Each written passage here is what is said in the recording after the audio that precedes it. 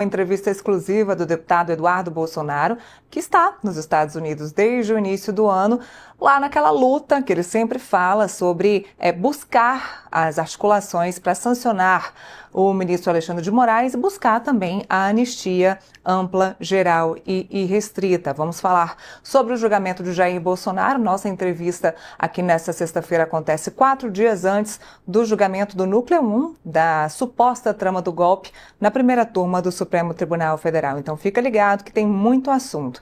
E vamos falar também hoje sobre a lei da reciprocidade, que o presidente Lula demorou, mas decidiu aplicar ao governo Donald Trump. Itamaraty deve avisar ao governo norte-americano sobre essa sanção, sobre essa reciprocidade, ainda nesta sexta-feira. Então vamos começar com o Texto Está no Ar.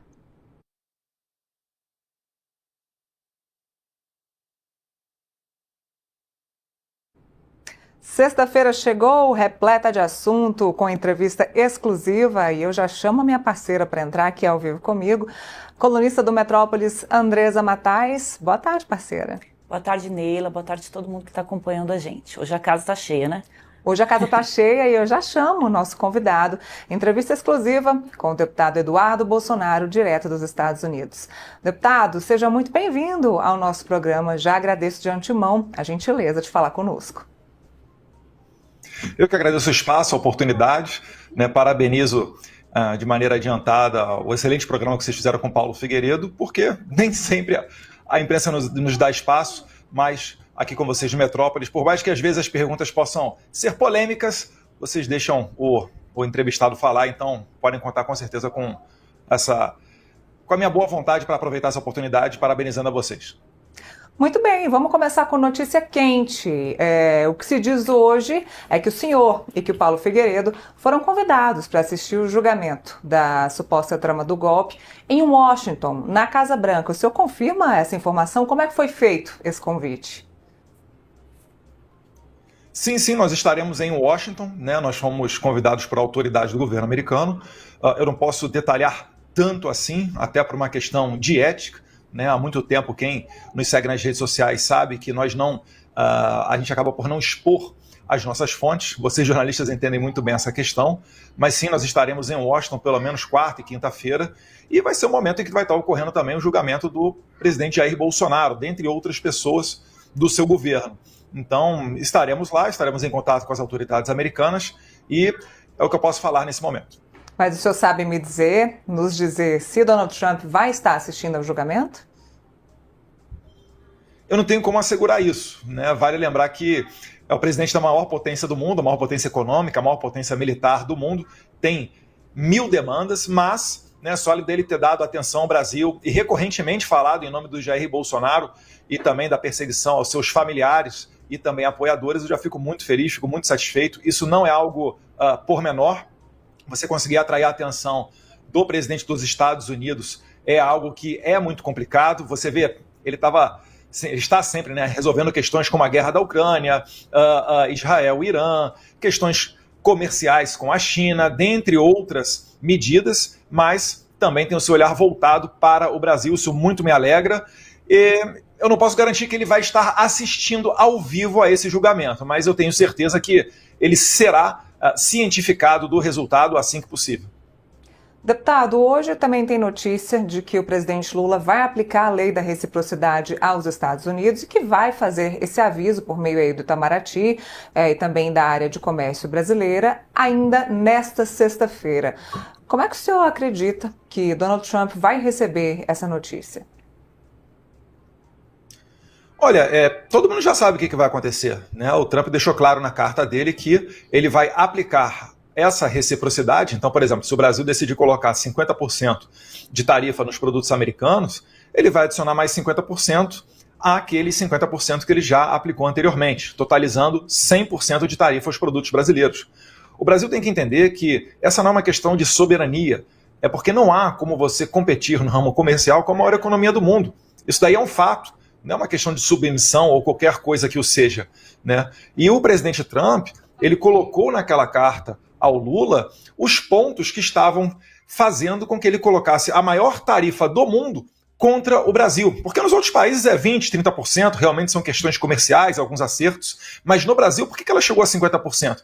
Porque existe uma crise institucional, existe uma perseguição feita contra Jair Bolsonaro, seus familiares e seus apoiadores, existe a questão da regulamentação das redes sociais e também as questões comerciais. Então, tudo aquilo que o Donald Trump listou, o governo Lula, com apoio do Moraes, né, que também continua sendo ministro da Suprema Corte, colocando adiante a perseguição, tudo aquilo foi feito de maneira contrária. Então, eu vou dar um exemplo para vocês, países que tiveram sucesso para solucionar essa questão tarifária. O Japão. O Japão tem uma excelente relação com os Estados Unidos, tradicionalmente muito boa, e ainda assim o Japão sofreu também com essas tarifas. O que o Japão fez? Fez uma delegação de alto nível, enviou ela para a capital americana, e mesmo sem agenda, a delegação japonesa ficou à espera de uma ligação a qualquer momento de qualquer autoridade americana. Não ficou pensando, né, como o Lula diz, se eu for ligar para o Trump, será que ele vai puxar minha orelha? Será que ele vai querer me humilhar? Meus caros, isso é algo muito pequeno, perto, né, da responsabilidade daqueles que realmente pretendem representar a população brasileira. Poxa, será que não dá para deixar uma delegação 24/7 disponível em Washington, D.C.?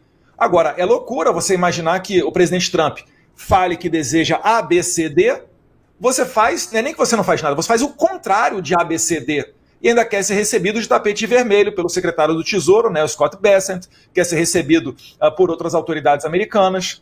Eu acho até que o Trump está sendo muito cordial com o Lula, porque não faz muito tempo, acho que 2 semanas atrás ele disse que receberia uma ligação do presidente Lula. Agora, o Lula tem que ter uma conduta de presidenciável.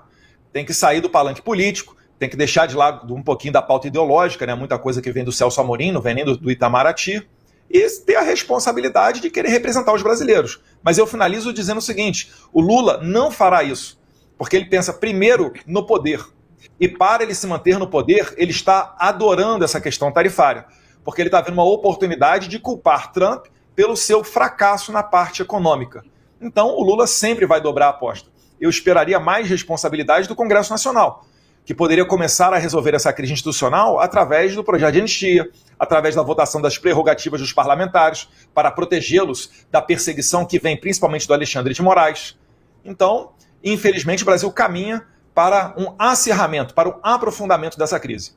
Deputado, o ministro Fernando Haddad já culpou o senhor, né, pelas tentativas fracassadas de conversas entre o governo brasileiro e o governo norte-americano. O senhor citou aí o secretário de Tesouro, que chegou a marcar uma conversa com ele, depois desmarcou e no mesmo dia teve uma reunião com o senhor.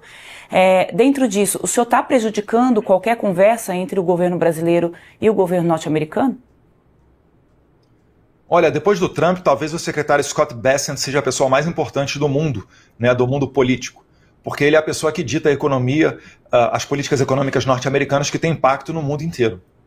Quem é Eduardo Bolsonaro na fila do pão para dizer quem o secretário Scott Bessent vai receber ou não? A esquerda... O senhor, ele recebe, então o senhor é alguém, né?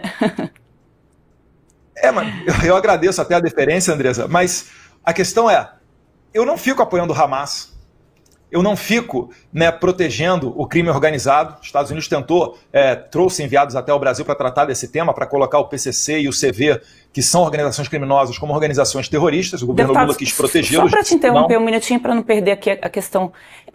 Tudo isso que o senhor coloca, né, do Hamas, já são coisas que são ditas há muito tempo, mas...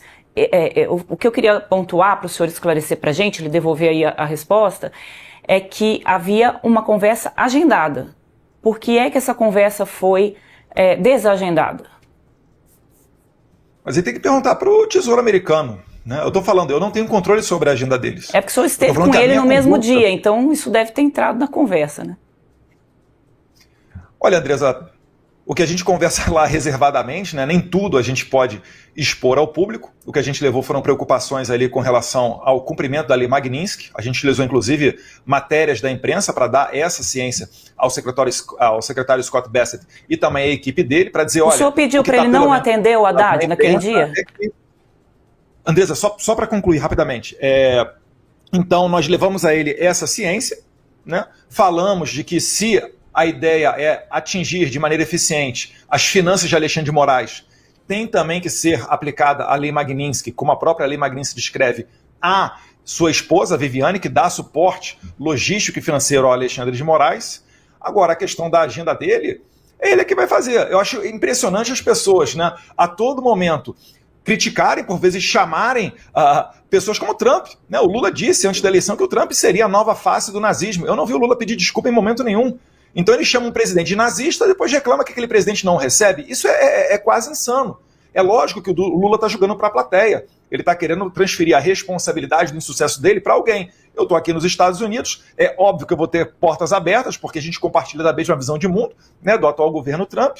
E então, é isso daí basicamente que está acontecendo. E o governo brasileiro é que não se dá o respeito. Tanto não se dá o respeito que na reunião dos BRICS no Brasil não vieram, né, o Xi Jinping da China e nem o Putin da Rússia. Nem dentre os próprios aliados o governo Lula tem moral. Isso é um resultado patente do fracasso dessa política internacional da administração Lula, que é liderada pelo Celso Amorim. Deputado, só para deixar claro então, porque isso se comentou muito aqui no Brasil, o senhor sugeriu ao secretário para que ele não atendesse o Haddad? Não, eu não tenho qualquer gerência sobre a agenda das autoridades americanas. O que a gente faz é dar a nossa opinião ou sugestão quando nós somos convidados a fazê-lo. A gente sabe o nosso lugar. Eu não comando e não foi a o caso nessa questão? Estados Unidos. Olha, a gente sabe que existe muito de sinalização e de recados, né, nessas relações internacionais. Certamente, se o Haddad não foi recebido, né, na mesma data em que eu e o Paulo Figueiredo nós fomos, é porque o Haddad está fazendo alguma coisa errada. Né? Se eu fosse o Haddad, eu procuraria entender o que eu estou fazendo de errado para daí você conseguir ter a atenção do secretário do Tesouro norte-americano. Certamente não vai ser como a política de aumento de imposto, como a política de reciprocidade nas tarifas, né, com apoio a uma moeda única dos BRICS em detrimento para fazer frente ao dólar. Certamente não é dessa maneira que você vai ser recebido nos Estados Unidos. Agora, o senhor falou, deputado, sobre a sanção, sobre pedir que a sanção da Lei Magnitsky fosse expandida, que atingisse a esposa do ministro Alexandre de Moraes, a Viviane de Moraes. Já foi atingido? Ela chegou a ser sancionada pela Magnitsky, o senhor sabe me dizer? Não, porque as pessoas que são sancionadas, elas entram na lista da OFAC. Né? Você pode fazer uma consulta, você vai ver que está lá o nome do Alexandre de Moraes, mas não está o nome da esposa dele, né? A Viviane Barsi de Moraes. No entanto, vale lembrar que quando o Alexandre de Moraes se tornou ministro da Suprema Corte, ele deixou o seu escritório, o Alexandre de Moraes Advogados, e esse mesmo escritório passou a se chamar Barsi de Moraes Advogados. Barsi, que é o sobrenome da esposa do Alexandre. Então você vê que existe ali uma conexão íntima, você vê que existe uma continuidade, né, naquele empreendimento, e certamente um ministro da Suprema Corte que tem um salário cerca de 50 mil reais bruto, não vai conseguir usar um relógio de 200, 300 mil reais apenas fruto do seu trabalho. Então há uma incompatibilidade com aquilo que o Alexandre de Moraes veste, usa, vinhos que ele toma e etc., com o salário dele.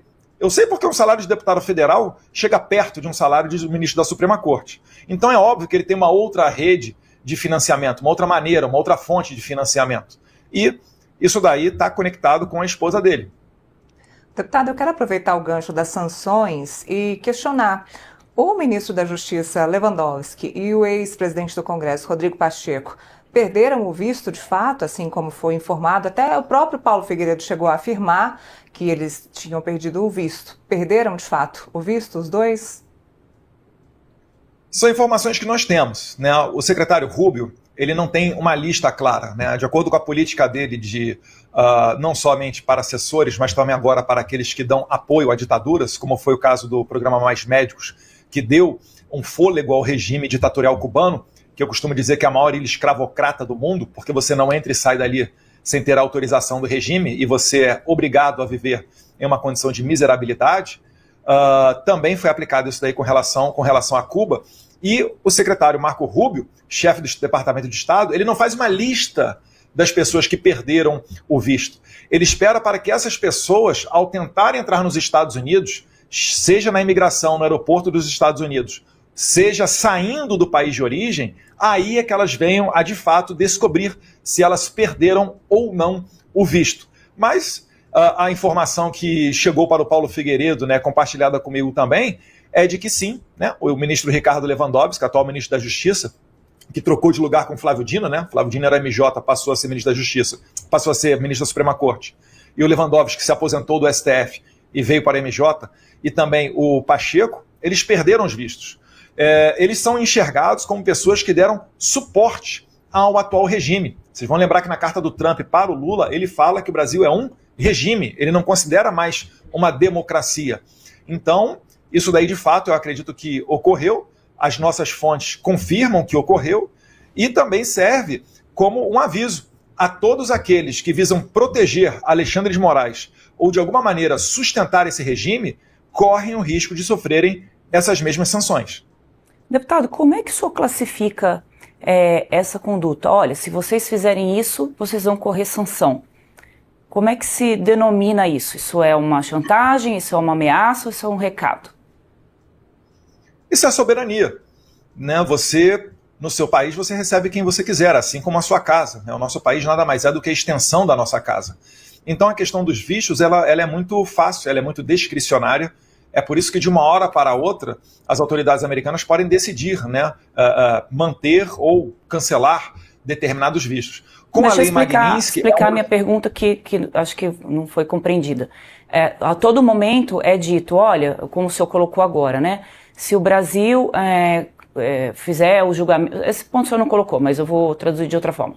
Se o Supremo Tribunal Federal condenar o ex-presidente Jair Bolsonaro ou fatos que os senhores consideram antidemocráticos, aí o Brasil vai ser punido, aí o Alexandre de Moraes vai perder o visto, aí a família do Alexandre de Moraes vai sofrer a sanção Magnitsky. Essas ameaças de que o que pode ocorrer com autoridades brasileiras, caso elas não sigam essa cartilha, como é que o senhor denomina isso?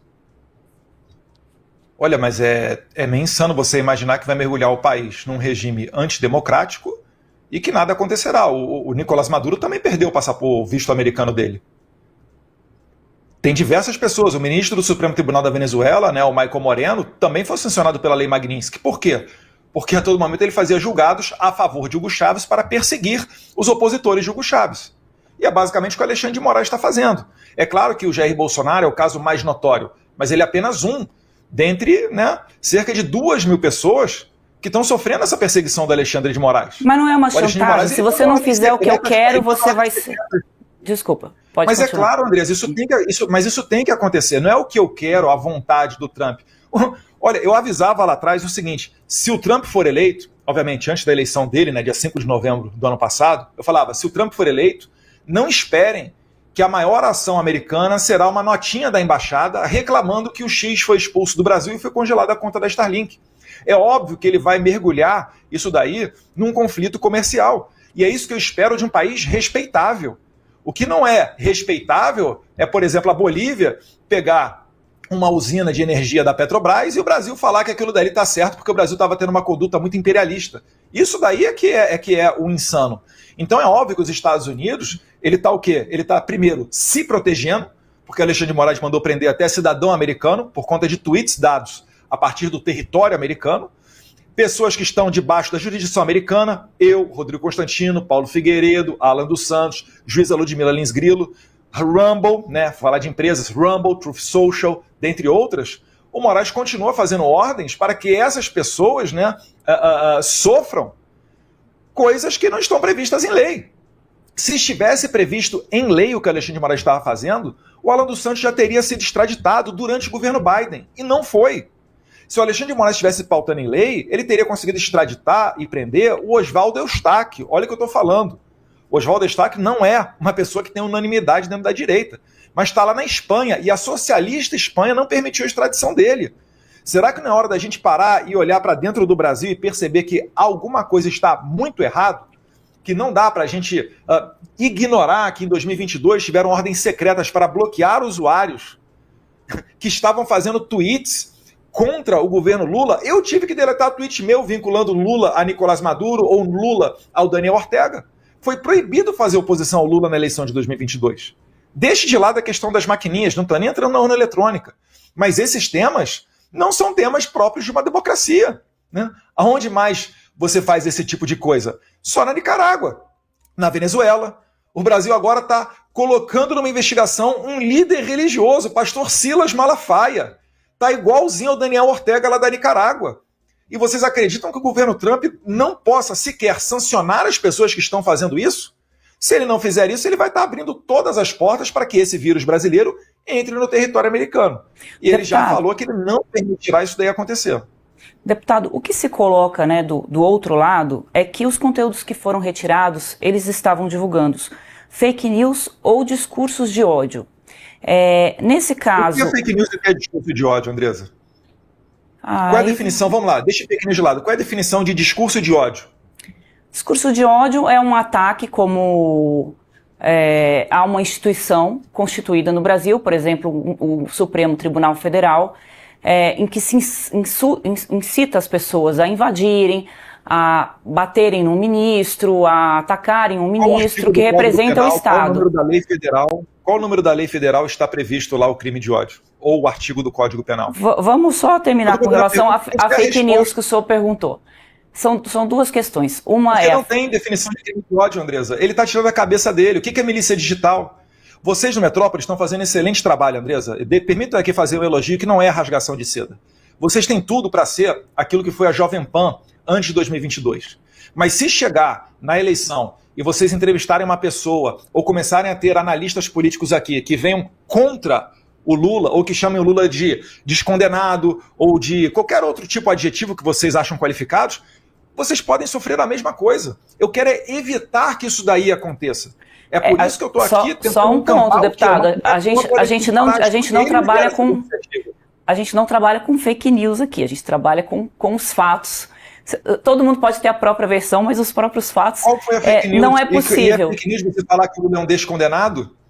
Aí vem ordem lá do Alexandre de Moraes falando, Jovem Pan, você tem que parar de chamar ele de descondenado. Qual é a fake news nisso? Ele foi condenado e foi descondenado. É porque o senhor está pegando um ponto específico, né? Foram várias... Se voltar ao poder e tiver... Para finalizar, desculpa, Andressa. Imagina. Se eu amanhã retornar, né, como presidente da República ou meu pai, e a gente tiver essa mesma conduta, era pra gente colocar na cadeia quem chama o Bolsonaro de genocida, porque ele não matou ninguém. Isso é fake news. E aí, vamos derrubar as redes do PT? Vamos derrubar as redes de todo mundo? Eu acho que não é por aí. Para finalizar, a nossa ideia é o seguinte, todo mundo fala o que quer, aquilo que extrapola, né, entra em crime contra a honra, tem a justiça para você recorrer, e o eleitor, o internauta vai decidir o que ele acredita, o que é verdade ou o que não é verdade. Não tem como alguém querer controlar. Só o fato de colocar uma agência ou alguém para controlar o que pode ou não ser dito, isso já é censura. É censura prévia, é o que está acontecendo no Brasil hoje em dia. O PT, inclusive, disse que não foi golpe o impeachment da Dilma Rousseff, e aí é uma fake news, né, deputado? Porque todo mundo viu que ela sofreu um processo de impeachment e isso continua sendo divulgado aqui para a gente fazer o contexto aqui de todas as informações. O equilíbrio, né? Exatamente. Deputado, eu queria entrar num outro ponto que está quente também do noticiário, que foi o pedido que o senhor fez para continuar exercendo o seu mandato, né, parlamentar. Nesse momento, né, o senhor ainda não tem essa autorização para continuar exercendo o mandato à distância, embora o senhor esteja né, constituído, o senhor não está licenciado nesse momento, pelo que eu compreendo. Se estiver errado, o senhor me corrija, por favor. O senhor tem 9 assessores contratados ali no seu gabinete. O senhor não conseguiu participar, obviamente, de nenhuma atividade das comissões temáticas, porque o senhor está nos Estados Unidos. O senhor teve uma atuação parlamentar, né? Foi uma proposta que o senhor apresentou individualmente até agora, que foi para ouvir o ministro das Relações Institucionais. Foram 15 faltas computadas até agora, o senhor já disse que não as reconhece, depois eu quero que o senhor fale para a gente. E tem um custo, né? Esse gabinete do senhor, até agora já dão 700 mil reais. O que esses assessores do senhor estão fazendo? Eles estão à disposição do meu suplente, né? Estavam, agora não mais porque eu voltei a exercer o meu mandato, e eles continuam me assessorando. Eu continuo falando com eles, existe uma rotina do gabinete, então é claro que eles merecem ser, né, remunerados por conta disso. Agora, eu só não retorno à normalidade do meu mandato porque eu estou sendo perseguido, né? Fui ameaçado de perder o passaporte, né? Depois esse inquérito foi arquivado, porque não queriam me dar a oportunidade de dizer que eu era perseguido político. E quando o Marco Rubio falou que provavelmente iria sancionar o Alexandre de Moraes, eles reabriram esse inquérito. E estão pedindo mais de 20 anos de cadeia para mim. É inadmissível que a Suprema Corte faça isso tudo, ainda mais sob ordens, pedidos originais do líder do PT. Vocês realmente acham que se eu for ao Brasil eu não serei preso? Digam para mim, você que está no chat pelo menos aí, comenta aqui para a gente, ajuda a colocar a nossa audiência mais adiante. Agora, Andresa, eu presto satisfação ao meu eleitor. Eu não estou pedindo para todo mundo concordar comigo. Eu estou fazendo um trabalho aqui que eu estou sendo esmagadoramente apoiado pelo meu eleitorado, porque é visto por muitos como a última esperança para a gente resgatar o Brasil, para não mergulhar de vez num caminho semelhante ao da Venezuela. Então, a essas pessoas, eu tenho que continuar exercendo o meu ofício. Como? Aí, o presidente da Câmara é que vai dizer. Agora, se ele não reconhece essa situação de perseguição, se ele prefere cerrar fileiras com esse regime, aí ele tem que arcar com as consequências disso tudo. Porque não é admissível que hoje, depois da pandemia, que nós vimos que existe uma maneira de você exercer o mandato de maneira virtual, de maneira não presencial, lá fisicamente no Congresso Nacional, que não seja aberto essa possibilidade, né, para mim. Eu acho que todo mundo está vendo a perseguição que eu estou sofrendo. O Lindbergh agora virou o líder do PT, né, ele pede policiamento reforçado, o Alexandre de Moraes junto com o PGR vão lá e colocam mais policiais na casa do Bolsonaro. Vocês acham razoável eu pedir um policiamento mais reforçado, sei lá, na casa do Lula ou qualquer outra pessoa que foi presa do regime do PT no passado? É óbvio que não. É para isso que existe a justiça, para ela ser imparcial. Mas a todo momento, o Alexandre de Moraes ele dobra a aposta, ele quer se mostrar intransigente, né, quer se mostrar poderoso. Então a gente vai ver até onde essa situação vai levar. Deputado, só para concluir essa questão dos assessores para a gente compreender, porque essa questão do mandato do senhor também é algo muito que se questiona por aqui. O senhor disse que despacha com eles, o senhor está exercendo na sua avaliação o seu mandato. Os assessores parlamentares são contratados para assessorar o parlamentar no dia a dia dos trabalhos, na questão do plenário, dos projetos apresentados, tudo que envolve ali o mandato parlamentar. O senhor entende que as suas ações aí nos Estados Unidos, elas são pertinentes ao mandato de um deputado no Brasil? É isso que o eleitor de São Paulo, que elegeu o senhor primeiro com a maioria dos votos numa eleição, depois caiu um pouquinho, mas o senhor também está ali no ranking dos mais votados. Acho que o terceiro mais votado, se eu não me engano agora. Era isso que a população de São Paulo esperava do seu mandato? Com certeza, ela espera luta pela liberdade, ela espera não abaixar a cabeça para ditadores, ela espera que eu não venha a compor com esse atual regime. É por isso que eu não paro de ganhar seguidor nas redes sociais.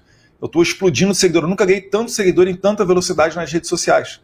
Agora, os meus assessores, não é justo, por conta de uma perseguição, uma injustiça que o seu deputado está sofrendo, que eles venham da noite para o dia perder o salário. Os meus assessores ficarão empregados enquanto eu tiver possibilidade de manter o meu salário. Se eu pudesse, eu dobrava o salário deles, porque são pessoas corajosas. Só de estarem trabalhando comigo, isso já demonstra coragem. Ou vocês acham que eles não estão sofrendo risco de terem busca e apreensão? O Fishing Expedition. Vamos lá, pegar o celular deles aqui, vamos ver o que tem aqui. Como fizeram, por exemplo, com meu pai, né, que pegaram do CID, pegaram de outras pessoas. Então, né, eu concordo que não é uma situação ideal, mas não é nem um pouco justo você demitir uma pessoa da noite para o dia porque simplesmente o deputado deles está sendo perseguido. Eu acho que o ideal é a gente pressionar o Hugo Mota para, né, que seja dada uma solução.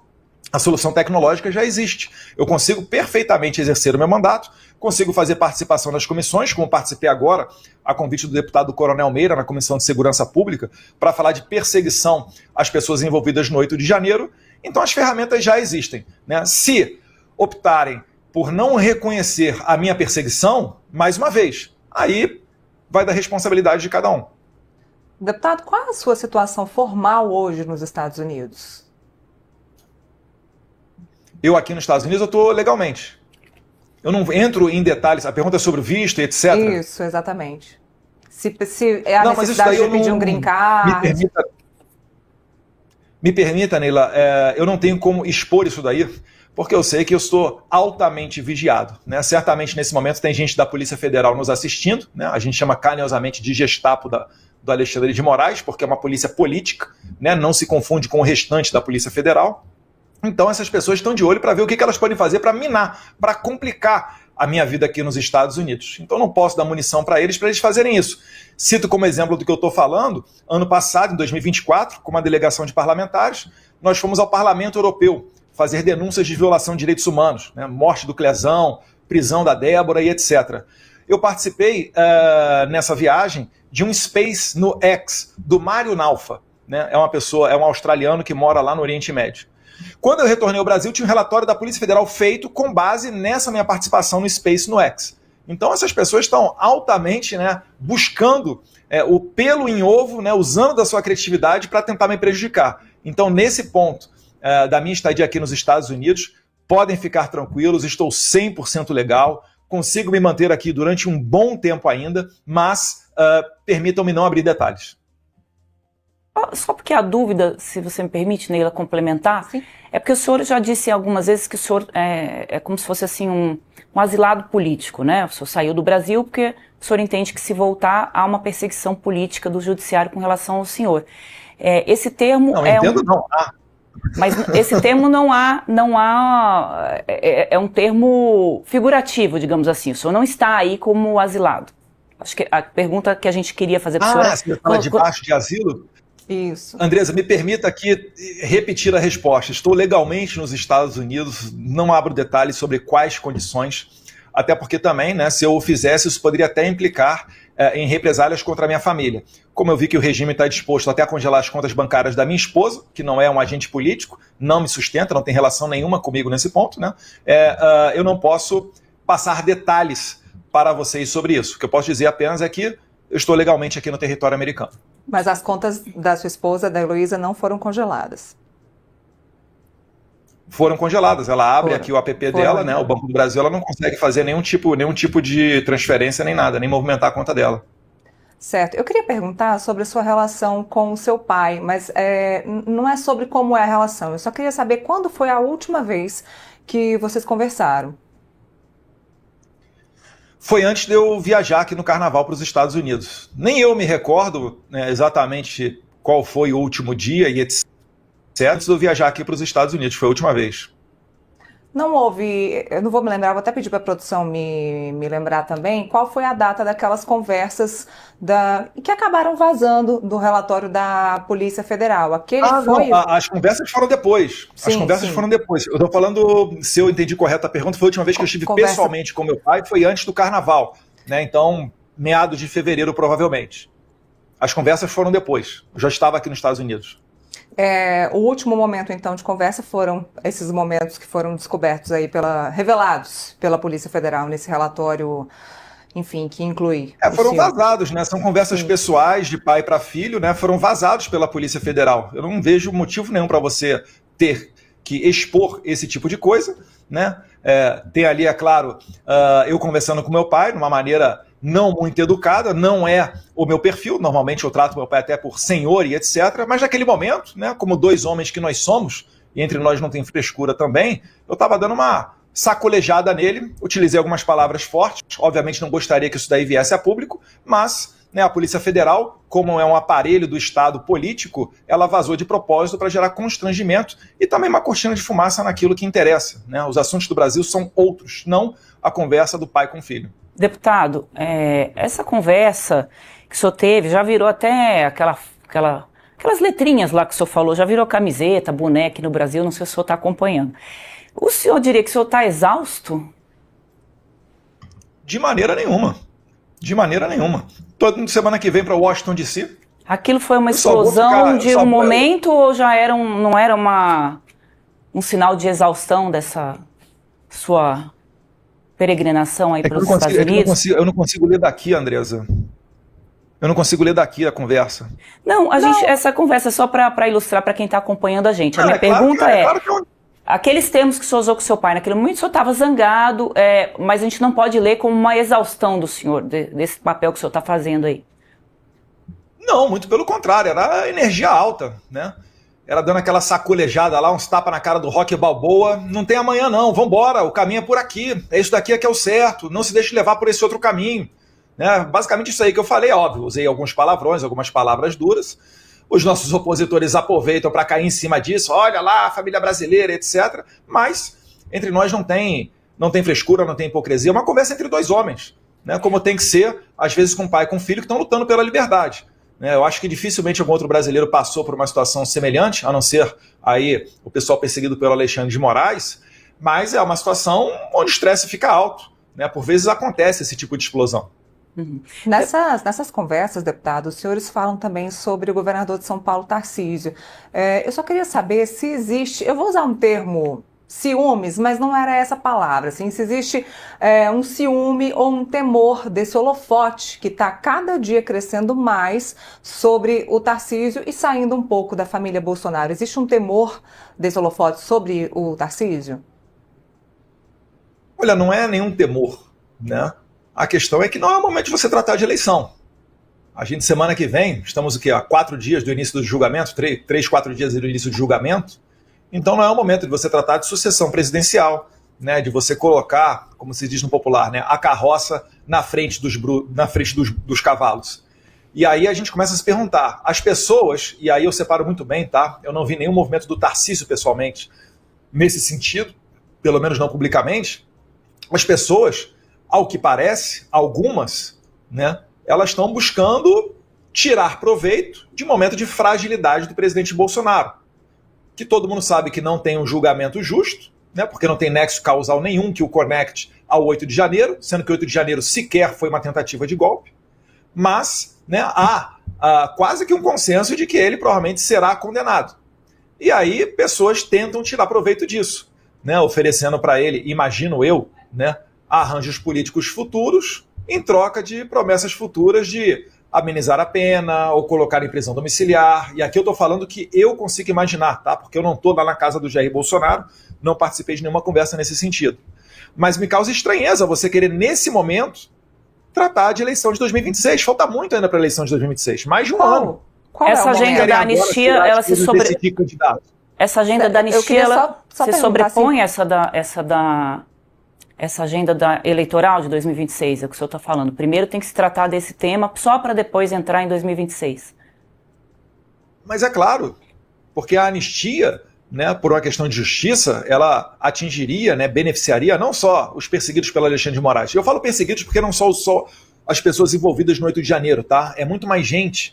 Por exemplo, o Alan dos Santos não tem envolvimento no Rio de Janeiro e está exilado aqui. A juíza Ludmila Lins Grilo, a mesma coisa, né? Até onde eu sei, Rodrigo Constantino também, para citar alguns exemplos. Então, eu não vejo o motivo pelo qual você tem que acelerar uma escolha de um candidato nesse momento agora. E a gente, sim, tem que tratar da pauta que é primordial para a gente virar a página do Brasil, que é a anistia. Se você for no Congresso Nacional, você vai ver que é quase uma unanimidade que os deputados não aguentam mais ficar falando de Supremo Tribunal Federal, pauta de liberdade, porque isso daí é o básico. É claro que um deputado tem que ter liberdade, é claro que as pessoas têm que ter liberdade. Para daí, então, você ter, dentro de uma normalidade, uma atmosfera onde você possa discutir geopolítica, energia, né, desenvolvimento do país, geração de emprego, relações internacionais e assim por diante. Então a anistia, ela é essencial, não só para uma questão de justiça, mas também secundariamente para que a gente possa colocar as agendas que importam do Brasil adiante. Para finalizar, o PL está há 6 meses, o maior partido da Câmara, tem uma pauta única, não é nem prioritária, é uma pauta exclusiva, que é a anistia. E permito também aqui, né, Neila e Andresa, falar com os internautas que a pauta da Câmara ela é feita não somente com base no Hugo Mota. Ele faz toda semana uma reunião chamada Colégio de Líderes, onde cada líder sugere 2 pautas. Há 6 meses, o maior partido da Câmara, liderado pelo deputado Sóstenes Cavalcante, pede apenas uma pauta, que é a anistia. E por que ela não é votada? Tem que botar para votar, ainda que seja para perder, e tirar essa responsabilidade do Hugo Mota. Mas eu acho que tem votos para passar, porque mais de 300 deputados já assinaram o requerimento de urgência, o que é um bom termômetro. Então por que não votam a anistia? Esse é que é o grande ponto. Bom, falamos sobre o momento de falar sobre eleições e sabemos que lá no Congresso já existem bastidores e decisões que são tomadas baseadas nas eleições de 2026. Se agora não é o momento de falar em sucessão presidencial, qual é o momento, deputado? É depois do julgamento? O momento é o ano que vem, né? Por que a gente tem que tratar agora? Eu não vejo, porque é o seguinte, se o Bolsonaro puder sair candidato, ele será o candidato. Absolutamente todo mundo fala isso. Mesmo os governadores democráticos durante um evento da XP, né, o próprio Caiado, o Ratinho e o Tarcísio, todos eles falam, né, reconhecem que o Jair Bolsonaro é o maior líder nacional, da política nacional do país. Então, se houver anistia, o Bolsonaro pode sim, né, tentar reverter a inelegibilidade dele e sair candidato. Se ele não conseguir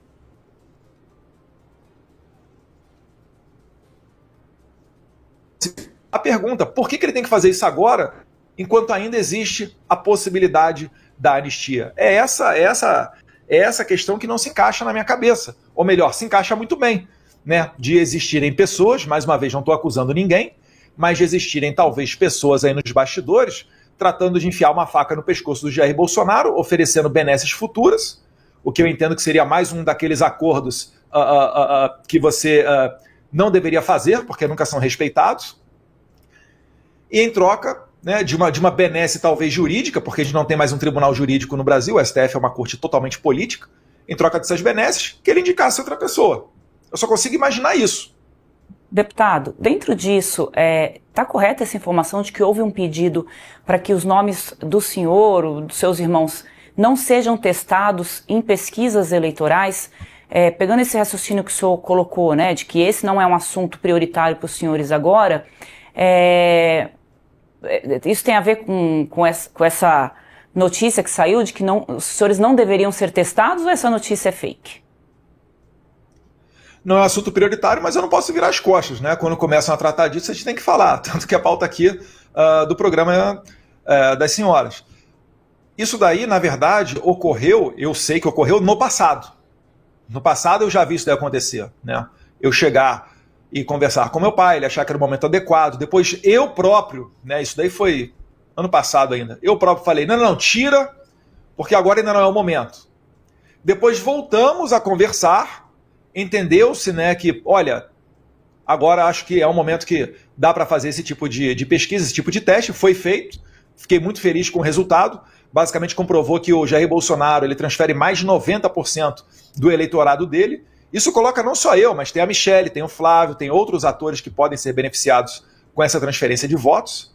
E a estranheza que causa é o seguinte, é que no momento em que ele entra em prisão domiciliar, o nosso nome é retirado.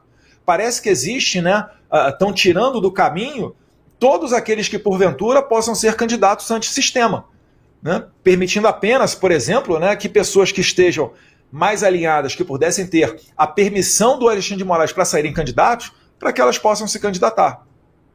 Então Agora, não é verdade a informação de que houve, neste momento, um pedido da família para que os senhores não sejam testados. Neste momento está liberado. Eu não tenho, Andresa, eu não tenho essa informação, tá? Eu conversei com algumas pessoas da minha família, elas também não têm essa informação, mas causa estranheza, né? Por que é que o Jair Bolsonaro não permitiria, né, você aparecer em uma pesquisa eleitoral para presidente? Porque não foi só eu, o Flávio também foi retirado. A quem interessa jogar para baixo os nomes de Eduardo e Flávio Bolsonaro para a presidência da República? Existe se agarram ao poder para tentar se manter lá ou chegar lá, independentemente das circunstâncias. Tem que deixar a população escolher. Qual o problema? Quem é que perde, quem é que ganha se o meu nome estiver na rela para presidente? Eu não consigo entender como que um pai tiraria prestígio dos filhos nesse momento. E é difícil a gente falar, porque meu pai está censurado previamente. Está sem rede social, está em prisão domiciliar. Eu lembro que outros ex-presidentes que foram processados, no caso Michel Temer, Lula, nunca aconteceu isso com eles. O Lula, mesmo depois de condenação de primeira instância, continuava viajando. E tanto Temer quanto Lula foram processados no juiz de primeiro grau. Por que o Bolsonaro é processado na Suprema Corte? Então está notório que existe uma perseguição. O STF mudou 2 vezes a jurisprudência para alcançar a competência para dizer que legalmente estavam julgando o Jair Bolsonaro, né? Eles fazem isso a todo momento. Você estava levantando, Andresa, a questão da eleição de 2022. Em 2022, o que o Alexandre de Moraes fez de derrubar perfis foi ilegal, foi criminoso. Tanto que, quando eles reformaram agora recentemente o artigo 19 do Marco Civil da Internet, eles esquentaram a ação ilegal do Moraes no passado. É uma lei penal mais benéfica ao réu, que deveria ser o Alexandre de Moraes, retroagindo. Então é o próprio sistema dando contornos de legalidade nos crimes que eles cometeram. Só que nos Estados Unidos segue sendo crime. Você violar a primeira emenda, né? Você derrubar perfis em redes sociais, você mandar prender pessoas com base em tweets. Então, isso tudo está nessa atmosfera de hoje em dia, né? Nesse conflito entre o Brasil e os Estados Unidos. Ainda na história das eleições, a gente pode esperar que o ex-presidente Jair Bolsonaro vai esperar até o último segundo para indicar quem vai ser o seu sucessor, se assim for necessário? Eu acho que o presidente Jair Bolsonaro ele tem muito mais conhecimento político do que eu, né? Ele saberá dizer o momento correto se essa situação, se esse cenário realmente se concretizar. Eu falo que eu ainda sou muito esperançoso de que a gente consiga aprovar uma anistia e o Bolsonaro consiga reverter com uma nova composição do Tribunal Superior Eleitoral as injustiças cometidas, porque ele basicamente não pode concorrer porque ele se encontrou com embaixadores, isso foi considerado abuso de poder político, lembrando que, por óbvio, o embaixador não vota no Brasil, e também tiveram reuniões com embaixadores o ministro Fachin, então presidente do TSE, semanas antes do Bolsonaro. O Bolsonaro, na reunião com os embaixadores, ele convidou o Fachin para estar lá nesta reunião para dirimir dúvidas. O Fachin não foi porque optou por não ir. E essa reunião foi para colocar dúvidas sobre o sistema eleitoral brasileiro, não, deputado? Andresa, mas qual é o prejuízo que tem de você aperfeiçoar o sistema? A gente fala do voto impresso há décadas. Essa bandeira foi levantada primeiramente por Leonel Brizola, caso Proconsult, lá de 1982, né, criticando o sistema informacional. Mas naquele momento se falava para o mundo... então é um antidemocrático? Se falava para o mundo que as eleições brasileiras seriam fraudadas se a votação fosse por urna eletrônica. Esse foi o contexto da conversa que gerou a inelegibilidade por unanimidade ali no TSE. Não foi apenas um encontro com embaixadores. Somente ditaduras não permitem criticar o processo eleitoral. Só em ditaduras que isso daí ocorre. Mas não era uma crítica, deputado. Estava se apontando uma fraude que não havia sido comprovada. Isso não é uma informação verídica? E como é que você combate? Se foi uma mentira, você combate a mentira com a verdade. Qual é a verdade do TSE? O TSE não tem como comprovar a lisura da eleição. Todos Mas os sistemas próprios militares foram lá fiscalizar, deputado. Eu creio que as urnas eletrônicas brasileiras não são invadidas, então os bancos têm que parar de gastar bilhões com segurança da informação e pegar a dica lá da inviolabilidade com o TSE. O sistema do TSE foi fraudado e violado em 2018. Pelo amor de Deus, não ignorem esse fato. Um hacker entrou em 2018 nos sistemas do TSE. Tanto que a ministra Rosa Weber, presidente do TSE, abriu um inquérito. E nesse inquérito, o delegado perguntou ao TSE e foi respondido pelo Giuseppe Janino, dizendo que sim, um hacker entrou aqui com a senha do ministro Sérgio Banhos. Depois disso tudo, quando Bolsonaro e Felipe Barros expuseram essa situação em agosto ou julho de 2021, aí então, né, foi transformado o inquérito em sigiloso.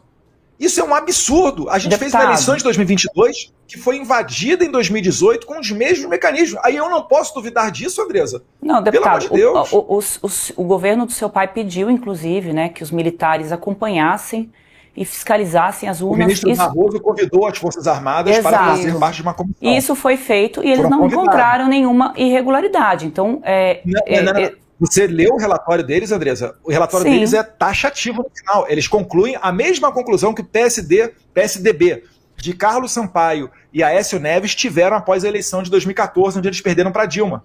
Conclusão: precisamos de mais informações para fazer uma auditoria, porque nesse atual sistema é inauditável, é impossível auditar o sistema brasileiro. Não é que as Forças Armadas não encontraram, é porque não tiveram acesso. Pediram códigos-fonte, etc. E o Moraes simplesmente ignorou tudo isso, disse, enfim, não vou olhar, agradeceu às Forças Armadas e taca a eleição para acontecer. Isso foi uma violação clara do direito do cidadão em saber o que está acontecendo. A administração pública serve aos cidadãos, não o contrário. Não pode a administração pública, o Estado, pedir que o cidadão tenha que confiar no Estado. É o contrário que tem que ocorrer. O Alexandre de Moraes, ele é um servidor público, tal qual eu como deputado federal. A gente tem que prestar satisfação ao povo. Como é que a gente perde a possibilidade de ter uma contagem pública dos votos, a publicidade do artigo 37, né, de todo ato administrativo, e simplesmente é isso daí, nada acontece? Quais países utilizam uma votação eletrônica semelhante à do Brasil? Você vai ver no Timor-Leste, no Butão, e acho que talvez no Zimbábue. Mas, deputado, o senhor reconhece o sistema...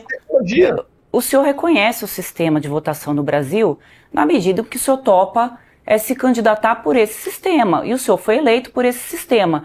Então, o fato de estar se candidatando é porque o senhor aceita ali as regras do jogo. Mas eu queria voltar para essa questão do Tarcísio, porque eu acho que essa questão de... Eu impostos do Brasil porque eu pago impostos, mas nem por isso eu luto contra.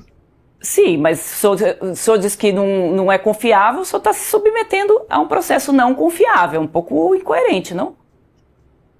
Não, é porque, na verdade, é impossível você conseguir controlar a eleição de milhares de candidatos a deputado pelo país inteiro, né, a vereador pelo país inteiro. Já para presidente, você concorda comigo que com menos candidatos, você provavelmente pode conseguir fazer um controle melhor disso então, tudo. Se tiver fraude, é só numa eleição, ela não poderia ser feita para outra? Não, Boa pergunta, Andresa. Pode Obrigada. se estender para qualquer eleição, inclusive a eleição de deputado federal. Tanto é porque eu quero transparência para todo mundo, não é só para a eleição de presidente. Eu fico perguntando quem é que perde, quem é que ganha com uma contagem pública dos votos. Porque a Argentina é voto no papel, o resultado sai no mesmo dia. Na França, a mesma coisa. Estados Unidos, na maioria dos estados agora, estão tomando essa conduta também. Qual o problema da gente copiar a urna eletrônica da Venezuela, a urna eletrônica do Paraguai, que emitem uma impressão de voto? Não que essa impressão vai ficar com o eleitor, ele nem tem contato com ela. Esse voto ele cai numa urna lacrada e, se houver suspeita, você tem uma possibilidade de fazer uma contagem auditoria paralela. Foi assim que a Maria Corina Machado conseguiu comprovar que ela ganhou as eleições. Mas no Brasil, nem isso a gente pode fazer. Deputado, vamos voltar para o assunto de hoje, porque esse assunto urnas eletrônicas e voto impresso já está mais do que esgotado. Vamos falar isso no ano que vem, que é o ano eleitoral. Senão o pessoal briga, seus fãs aqui já estão me xingando aqui nas redes sociais. Não, pessoal, xinga não, vamos fala com carinho aí. O senhor vê que aqui a liberdade é relativa. Eu queria saber do senhor Andresa, com relação ao... Eu recebi um xingamento no meu WhatsApp aqui, que foi vazado, coincidentemente, no mesmo dia do relatório que me indiciou da Polícia Federal, cheio de pessoal de esquerda. Então não liga pra isso não. Tem que entrar na fila, a gente brinca aqui, deputado, quando quiserem atacar a gente. Só não pode falar mal do que dizer que a gente é brega, que aí a gente fica bravo. O resto pode falar. Não tô brega. Ô, deputado, eu queria voltar só um pouquinho na questão do Tarcísio de Freitas, né? Por que razão o Donald Trump não pode enxergar... do Tarcísio, né? É o povo que gosta. As pesquisas estão mostrando o Tarcísio como alguém que pode fazer frente, né, ao presidente Lula. E o presidente Lula está bastante incomodado com a presença do Tarcísio também, eventualmente, nas eleições. A minha pergunta é, qual que é a razão que o Donald Trump não pode reconhecer o Tarcísio como um nome da direita para voltar ao poder e representar esse grupo que o senhor representa e o grupo do Jair Bolsonaro? O senhor faz críticas ao Tarcísio, os seus irmãos também, o seu irmão já disse que, o Carlos já disse que eles são ratos, os governadores. O Tarcísio esteve com o seu pai, visitou o seu... Tarcísio, né? Desculpa, gente, eu não ouvi. A referência do rato foi ao Perdão, só abrir parênteses para dizer que a referência de rato do Carlos, ele não citou nominalmente ninguém. Eram vários ratos. A quem a carapuça pudesse servir... Exatamente. Eu acho inapropriado, né? Você ter determinadas condutas de participar de festividades ou jogar futebol no momento em que aquele que você diz que é o maior líder político do país, o seu padrinho político, né, está prestes a ser condenado. Eu acho inadequado, mas cada um forma a sua convicção, né, forma o seu julgamento. Então, não é o caso, então, do Donald Trump, por exemplo, reconhecer no Tarcísio como essa pessoa que pode suceder o Bolsonaro e representar essa força política que o senhor representa? Mas, Andresa, o Donald Trump ele não quer interferir, ele não quer escolher o candidato da direita no Brasil. Ele não quer nem escolher o presidente. Ele só quer uma igualdade de concorrência. Ele só quer que, por exemplo, qualquer um possa concorrer, inclusive o líder nas pesquisas. Ora, é claro que o Bolsonaro não teve nenhum envolvimento com o 8 de janeiro, assim como ele não teve, Donald Trump, envolvimento no 6 de janeiro, mas sofreu as consequências disso. Né? Ele foi atochado de processos. O Trump, inclusive, se não tivesse sido reeleito presidente no passado, ele tinha processos para tomar centenas de anos de cadeia. Eram mais de 300 ou 400 anos de cadeia que o Trump poderia tomar nos diversos processos que ele enfrentava. Então ele sabe como é que o sistema joga. Ele conhece essa lawfare, né, esse ativismo judicial. E aí, quando ele, né, pressiona para acabar com essa perseguição, ele não está privilegiando o Bolsonaro. Ele está privilegiando a liberdade e todos aqueles injustiçados perseguidos pelo Alexandre de Moraes, que é muito mais do que o Jair Bolsonaro, com todo respeito ao meu pai. Eu acabei de falar aqui, Alan dos Santos, Rodrigo Constantino, mas tem dezenas, centenas de pessoas que tiveram que sair do Brasil e estão se virando para sobreviver na Argentina. O Oswaldo Eustáquio parou lá na Espanha. Eu parei aqui nos Estados Unidos. Então é isso daí que o Donald Trump quer acabar. Não pode permitir que nasça mais uma Venezuela aqui na nossa própria região, nas Américas. É isso daí que ele está lutando contra. Ele não está lutando por um privilégio do Jair Bolsonaro. A pergunta que fica é, por que querem tirar o Bolsonaro do páreo? Essa que é a grande questão, não é colocar o Tarcísio. O Tarcísio pode ser um bom candidato, performa bem nas pesquisas, mas por que tem que ser o Tarcísio? Por que não pode ser o Bolsonaro o candidato? Porque se encontrou com embaixadores? Porque fez um discurso num carro de som bancado com dinheiro da iniciativa privada? Essa que é a questão. São argumentos esdrúxulos para você tirar alguém da corrida presidencial. Igual aconteceu com a Maria Corina Machado. Lembrando, né, a Maria Corina Machado, ela nem de longe é uma pessoa que se identifica com as pautas da direita. Mas ainda assim representa uma oposição ao Maduro e foi desqualificada de concorrer. Deixa eu ver que em alguns momentos, né, a esquerda e a direita convergem aí em termos em torno de assuntos, né? Deputado, o senhor já disse que pode sair do PL se o Tarcísio for para o PL para disputar a presidência da República. Se o senhor sair do PL, vai todo mundo da família junto ou só essa é uma posição pessoal do senhor? Essa foi uma nota que saiu na imprensa, né, fruto de um depoimento, né, uma fala do Paulo Figueiredo. De fato é algo que a gente pensa, porque da maneira que as coisas estão caminhando, existe um direcionamento para apagar a família Bolsonaro do cenário político. É o Bolsonaro preso, né, censurado, são os filhos sem poder concorrer, a continuar nessa batida, né, vou me colocar aí centenas de anos de cadeia para não poder retornar ao Brasil, e no máximo que a gente vai conseguir vai ser alguém da família virar senador ou deputado, mas totalmente fora do jogo. Por exemplo, o Tarcísio, se ele for eleito, né, fica difícil você ter uma participação nossa. Pergunta a você, qual é o secretário bolsonarista, né, que existe dentro do governo do Tarcísio? Não tem. Agora, tem pessoas ali que são ligadas ao PSOL. Tinha a secretária das mulheres, que eu não me recordo agora. Mas não apita nada e não foi indicação nossa. Né? Eu gostaria, eu tentei colocar, né, o secretário de Cultura. O nome não foi aceito e foi colocado uma pessoa que já foi secretária de Cultura de governos anteriores, né, governo do PT, do Fernando Haddad. Nas mensagens que vazaram, né, eu falei o nome da secretária de Comunicação, a Laís Vita, é uma pessoa que já fez doações para o PSOL. A pessoa que o marido dela, até há pouco tempo atrás, né, acho que agora separou, vi na imprensa pelo menos, né, a pessoa que trabalhava com o Marcelo Freixo. Vocês imaginem só, né, a gente vai votar num presidente, para ele ser um presidente para representar a direita, e ele nomeia como ministra da Cultura a pessoa que era ministra da Cultura do governo Lula. Então, eu não estou criticando o Tarcísio, tá? Não. Ele é uma pessoa de caráter... É uma pessoa de caráter íntegro, uma pessoa que não está metida em corrupção, um excelente gestor. Mas eu acredito que existe espaço para você tentar uma candidatura à direita. Por que a gente tem que se compor antes disso? Não tem problema, vamos ao público, vamos ao escrutínio público e deixe que o povo, né, escolha quem entender melhor. Agora, se o meu pai não puder se candidatar, eu gostaria de sair candidato. Se o Tarcísio vier para o PL, o que vai acontecer? Eu não terei espaço. Eu estou no meu 3º mandato, eu sei como é que a banda toca. Então eu teria que ir para outro partido. Espero que esse outro partido também não venha tentar derrubá-lo. Eu espero que isso nem seja necessário. E aí o Jair Bolsonaro também sairia do partido? Acho que o Flávio também está no PL. Sairia todo mundo ligado a são vocês? São conjecturas que eu estou fazendo. Eu não gostaria de sair do PL numa situação dessa. Mas eu estou adiantando o meu ímpeto e a minha vontade.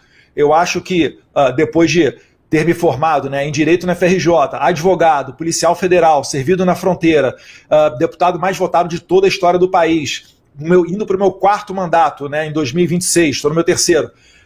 Uma pessoa que consegue ter relações diretas com o presidente da Argentina, presidente dos Estados Unidos, primeiro-ministro da Hungria, é recebido no Chega, no Vox, na Espanha, na Europa, etc. Eu acho que eu estou num momento em que eu consigo representar as pautas da direita. Eu não comecei ontem nisso. Eu faço eventos do CIPEC, eu tento aglutinar as pessoas, compartilhar, dar moral para todo mundo chegar grande, uma bancada grande no Congresso Nacional, até apoiando concorrentes diretos meus. Se você perguntar para o deputado Mário Frias, ele vai falar, Eduardo é louco, porque ele estava retuitando o Mário Frias na semana da eleição. Porque eu sei que não adianta eu ter uma votação bombástica se eu não tiver bancada comigo para a gente entrar nessa guerra no Congresso Nacional. Então isso eu acredito que me qualifica, tanto que a pontuação que saíram nas pesquisas anteriores, né, lamentavelmente não na última do Paraná, me colocam, por vezes, pesquisa do IBESP para finalizar, pesquisa do IBESP, me colocou na frente do Tarcísio no cenário, com Tarcísio, Lula e Eduardo Bolsonaro. Então qual o problema de eu concorrer? Não tem problema nenhum, assim como não tem problema o Tarcísio concorrer. Mas como é que o senhor iria concorrer se o senhor não pode pisar no Brasil, de acordo com a informação que o senhor trouxe aqui pra gente, que se pisasse no Brasil, se pisar no Brasil vai ser preso? Qualquer pessoa que esteja apta, né, com seus direitos políticos consegue concorrer. Né? Isso daí é o que basta para você poder concorrer. Como é que seria feita a campanha? São outros 500. Talvez a primeira campanha virtual da história do país. Mas eu acredito, né, Neila, que até lá a gente terá aprovado uma anistia para corrigir essa injustiça. Porque, independentemente de quem seja eleito, Tarcísio, Caiado, Ratinho ou qualquer outra pessoa, com o Alexandre de Moraes forte, ele vai dizer quem são aqueles que podem concorrer. É por isso que a gente fala em direita permitida. E uma vez uma pessoa que seja eleita nessa atmosfera, ela não vai ter independência para fazer aquilo que ela deseja. Entendam bem, é até para o bem de um futuro governo de Tarcísio, Caiado, Ratinho, quem quer que seja, é o que a gente está fazendo aqui. A gente quer tirar as amarras do Congresso Nacional, é tirar o Congresso Nacional debaixo do jugo do Alexandre de Moraes e do STF. Vocês acham o que vai acontecer com essa investigação que o Flávio Dino tem na mão sobre emendas parlamentares? Ele vai selecionar quem ele vai perseguir, ele vai mandar PF lá na casa de um monte de gente e depois vai sair no jornal, Polícia Federal, Operação contra a Corrupção na casa de fulano, ciclano e beltrano. É isso que vai acontecer. No meio vão vir uns peixes ali da esquerda, né? Talvez uns magrinhos ali na esquerda, para dizer que ele não está perseguindo a direita, e está feito aí toda a situação dele. Quem sabe até vestindo a mesma capa que o Joaquim Barbosa vestiu, né, de caçador de corruptos, e se galgando para ser um presidenciável caso Lula não consiga concorrer. Né? Tem gente que fala que esse é o grande plano do Flávio Dino. Espero que não. Mas enfim, a gente vai ver as cenas dos próximos capítulos. Toda a investigação, então, para você, contra a direita bolsonarista, é uma perseguição? Não toda, mas majoritariamente, sim. Porque o mesmo juiz que abre o inquérito nunca termina, como por exemplo o inquérito das chamadas fake news, aberto desde 2019, só mira em pessoas do nosso lado. Por que não mira em ninguém da esquerda? Tem um youtuber da esquerda, acho que é Thiago Reis, a todo momento fala um monte de mentira.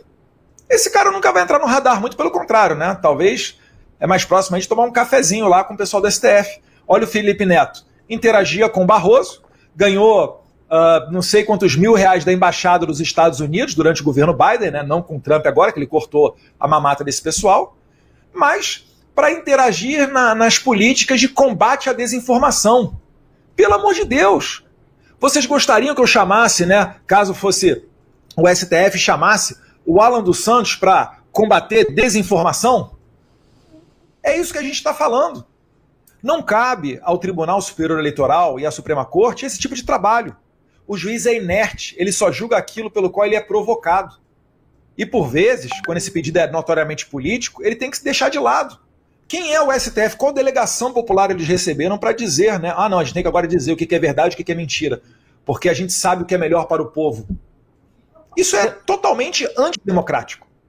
Deputado, aí falta o trabalho do Congresso também de fazer essa regulamentação e definir quem é que poderia. Não, porque já existe regulamentação, papel, Andresa. Não, já existem leis. Se eu aqui cometer, né, alguma impropriedade, vocês se sentirem ofendidas, vocês podem ir, né, até numa justiça criminal.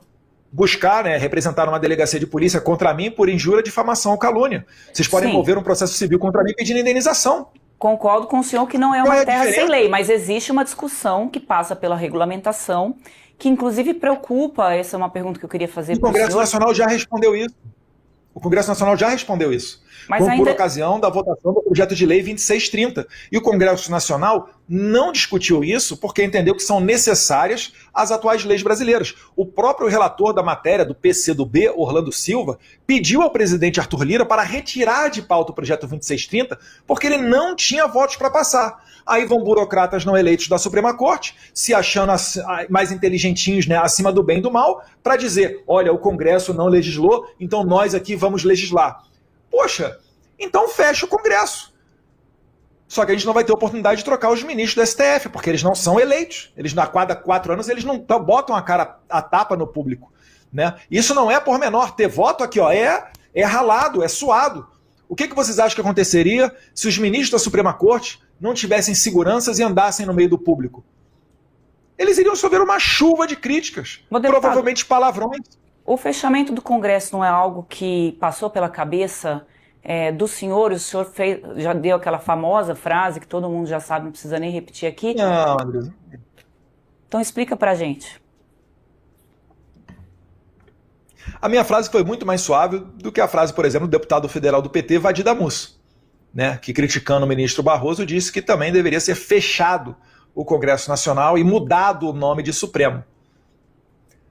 Um parlamentar tem imunidade parlamentar para falar o que ele bem entender, e o povo julga. O que eu estava falando ali é que não faz sentido, né, você ter esse exagero de poder na Suprema Corte, sendo que eles não têm, ou pelo menos não tinham, né, até Alexandre de Moraes convocar uma força-tarefa da Polícia Federal debaixo dele, sob o comando dele, né, por isso que a gente fala Gestapo. O Supremo Tribunal Federal se atrofiou tanto que começou a pegar o poder da força. Então a minha frase naquele momento, em que pese uma frase infeliz, que eu estava num grupo, né, de alunos ali num curso em Cascavel, no Paraná, em 2018, e essa frase foi retirada, né, selecionada para dias antes da eleição de 2018, jogar ao público, para tentar dar a ideia de que nós somos antidemocráticos e seria um risco eleger Jair Bolsonaro, e a gente viu que não tem problema nenhum. Bolsonaro ficou 4 anos líder supremo das Forças Armadas e não fez nenhum ato ditatorial, não fechou nenhuma imprensa, porque não foi ele que fechou o Terça Livre, não foi ele que levou quase à falência a Jovem Pan, retirando dali Paulo Figueiredo, líder de audiência, Rodrigo Constantino, né, dentre outros.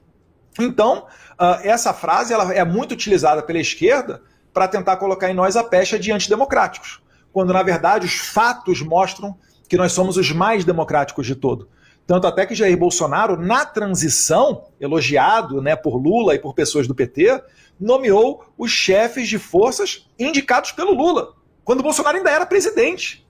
Quem quer dar um golpe nomeia comandante de força do seu opositor político? Mas é democrático discutir não liga.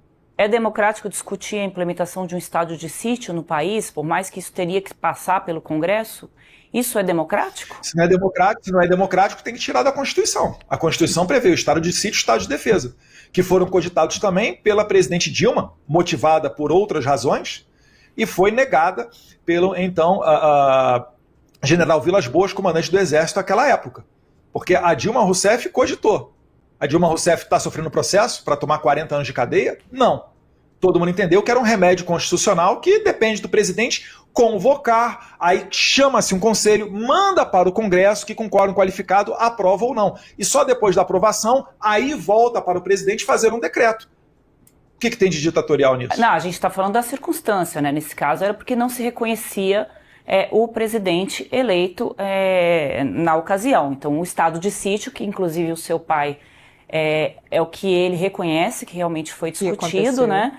Era uma medida de não reconhecimento do candidato eleito naquela ocasião. O presidente Lula, só para... Eu não tinha citado a frase, mas como o deputado entrou ali... A Dilma não reconhecia o impeachment e também cogitou esse mesmo estado. Ela é antidemocrática, ela merece 40 anos de cadeia.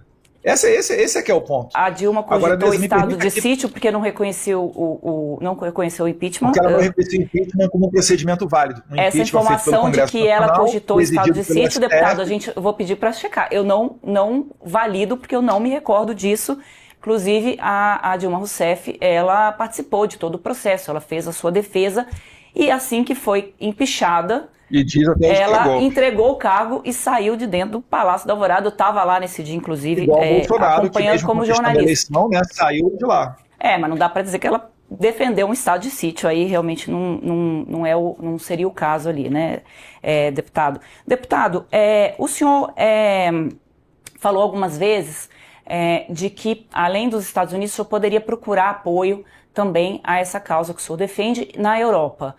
O senhor é próximo ao Chega, que é o partido de direita, de extrema-direita ali de Portugal. Eu queria saber se o senhor conversou com o líder do Chega, que é o André Ventura, para que ele fizesse críticas ao Gilmar Palusa, que é um evento que o Gilmar Mendes faz lá em Portugal, anualmente, reunindo juristas, ministro supremo, empresários, todo mundo junto e misturado naquele bolo. Ele fez críticas e se Se falou muito aqui que é o senhor que estava por trás disso, o senhor confirma? Olha, eu vejo que o Gilmar Mendes, pelo visto, está temendo uma investigação do Gilmar Palusa, que é realizado lá em Lisboa, em Portugal. Né? Não são eles que dizem quem não deve não teme? Então qual o problema de um partido fazer uma investigação partidária, não é nem jurídica, não é nem policial, partidária, para analisar as fontes públicas sobre as contas daquilo dali? Então eu de fato não entendi isso. O evento que eu organizo o CIPEC, ele fica aberto ao escrutínio público, todo mundo vê. Né, as contas, né, o que foi utilizado, né, eventualmente quando é utilizado alguma coisa de partido e etc. Agora, o Gilmar Mendes está muito mal assessorado, porque ele, numa entrevista, ele disse que eu estaria por trás dessa iniciativa do Chega, porque eu compartilhei um tweet do líder do Chega, André Ventura, após ele anunciar aquela investigação. Eu falo, meu Deus do céu, a rede social é para isso. Vocês jornalistas, por vezes, e olha que eu só compartilhei, eu não fiz, nem escrevi minha opinião. Eu dei o famoso RT no X. Mas isso já foi suficiente para o Gilmar Mendes achar que eu estava envolvido nessa iniciativa. Que não estava, mas depois passei a me interessar. Tá? Então eu estou em contato hoje com pessoas do Chega para ver a quantas anda isso daí. Então o Gilmar Mendes está entorpecido com essa ideia de milícia digital, de gabinete do ódio, porque jornalistas, às vezes até no perfil de vocês tem lá, RT não é endosso. Porque você retuita e compartilha aquela notícia para que mais pessoas vejam e cada um forme a sua convicção. Até para dizer se de repente aquilo dali é algo errado, é algo falso. Você pode falar um pouquinho mais sobre essas conversas que o senhor está tendo com o André? O senhor pode falar um pouquinho mais dessas conversas que o senhor disse que aí o senhor está conversando mais com o líder do Chega lá em Portugal. Eles têm, né, uma bancada grande ali no Congresso. Quais são essas conversas? Isso passa também por tentar trazer Portugal para se somar aos Estados Unidos ou outros países da Europa, para se somar aos Estados Unidos nessas retaliações ao Brasil? Sim, porque é um movimento natural, né? É um movimento natural de países democráticos. Eu citei anteriormente aqui o ministro do STF da Venezuela, né, o Michael Moreno, que dava decisões favoráveis ao Hugo Chávez perseguindo seus opositores políticos, que é a mesma coisa que acontece com o Alexandre de Moraes. Quando o Michael Moreno foi sancionado com a Lei Magnitsky, na sequência, Canadá também endossou e fez também sanções semelhantes, e depois essas sanções foram levadas para a Europa, que acabaram por sancionar o Michael Moreno. Então é um movimento que ocorre, né, há precedente, e eu sim quero fazer isso, até para tirar da boca do Alexandre de Moraes, quando ele fala que ainda haverá Paris. Não saiu necessariamente da boca dele, não sei agora, mas é o que circula por aí. Né, que eles fazem brincadeiras dizendo que ainda haverá Paris. Então, contra violadores de direitos humanos, minha total energia, meu total trabalho e eu recebo total apoio dos meus representados e seguidores nesse tema. Andrés, eu queria só fazer uma pergunta que se aproxima um pouco mais da população, que se aproxima um pouco mais de quem está assistindo a gente. Falando um pouco sobre o tarifaço de Donald Trump, eu só queria concluir esse assunto do tarifaço pelo seguinte: as pesquisas aqui no Brasil mostraram que a história do tarifaço de Donald Trump acabaram aumentando a popularidade do presidente Lula. A gente até chegou a dizer aqui, deputado, que tirou o presidente Lula do pré-sal. Tirou ele ali do submundo da onde ele estava, então subiu a popularidade do presidente Lula, que nunca antes esteve tão ruim. Nos três governos Lula, a popularidade dele esteve muito ruim. Depois da história do tarifaço de Donald Trump de 50% imposto aqui, a popularidade dele subiu com a história da soberania do Brasil para os brasileiros e colocou a culpa no senhor. Diz que o tarifaço é culpa de Eduardo Bolsonaro e acabou subindo a popularidade do presidente Lula. Mas a minha pergunta é: o senhor entende que o seu processo, a sua movimentação nos Estados Unidos para sancionar o Alexandre de Moraes ou quem quer que seja, isso é maior do que essas sanções que o brasileiro está sentindo na economia, como, por exemplo, esse 50% do tarifaço? Originalmente, né, no projeto meio do Paulo Figueiredo, a nossa ideia era fazer sanções individuais ao Alexandre de Moraes. Bem, quando isso foi levado à mesa do presidente Trump, nós ficamos muito felizes que ele voltou os seus olhos total à atenção do Brasil, começou a falar, inclusive na sua rede social, sobre o Brasil. Ele optou por fazer as tarifas. Eu confio no presidente Trump, eu acho que ele tem muito mais experiência do que eu nesse ponto, e ele ali entendeu que existia, né, um aparato financeiro que dá suporte ao regime, preferiu começar, né, as pressões a partir dali. Então, o que eu tenho a dizer é que sim, eu confio nele, eu confio na liderança dele, ele tem muito mais experiência do que eu, e isso está demonstrando resultado. O Congresso, essa semana, quase votou a questão das prerrogativas, que seria a antessala para a anistia. Hoje em dia, a gente consegue falar abertamente em anistia, algo que estava enterrado até um tempo atrás, e depois ele foi evoluindo para a Lei Magnitsky, né, retirada de vistos. Então, ele está dando tratamento ao Brasil de um regime nada democrático, porque realmente o que está ocorrendo no Brasil é uma crise institucional. O problema é que muita gente não quer reconhecê-la. Então, o problema da censura e das liberdades no Brasil é um problema de todos. Resolver a crise institucional é mais importante do que a economia que atinge o brasileiro na mesa dele, no supermercado, na conta bancária, por conta dessas sanções tarifárias? A liberdade é sempre mais importante do que a economia. Se nada for feito, esse regime se consolidar, aí nenhum tipo de sanção, nem lei Magnitsky, nem tarifa vai dar certo. Né? Olha só o problema da Venezuela. Você não vai resolver mais com esse tipo de medida diplomática. Você tem que mandar destroyers, né? Caças F-35. É isso que eu quero evitar. Se o líder da oposição está preso e o cara que mandou ele para a cadeia de maneira injusta é a pessoa mais poderosa da República, isso significa que não haverá uma eleição justa em 2026. E o Brasil corre o risco de ter uma eleição não reconhecida pelos Estados Unidos, tal qual ocorreu recentemente com a Venezuela. Eu estou querendo evitar esse tipo de situação. E o Trump foi tão claro que ele fez uma carta dizendo os motivos pelo qual aquela tarifa estava sendo aplicada. Só que o Congresso Nacional, o STF e a Presidência da República insistem em fazer tudo o contrário. Quem quer resolver o problema não age dessa maneira. O Trump falou de regulamentação das redes sociais, censura e etc. Aí vai o STF, atropela o Congresso Nacional, né? Dá ali, ignora o alerta que veio depois nos bastidores, né, do ministro Cássio Nunes, de que os Estados Unidos estariam olhando para tudo isso, e passa uma lei de censura para esquentar os crimes cometidos pelo Alexandre de Moraes em 2022. Aí o Congresso vem na sequência e aprova uma urgência de um projeto que vai trazer mais regulamentação das redes sociais.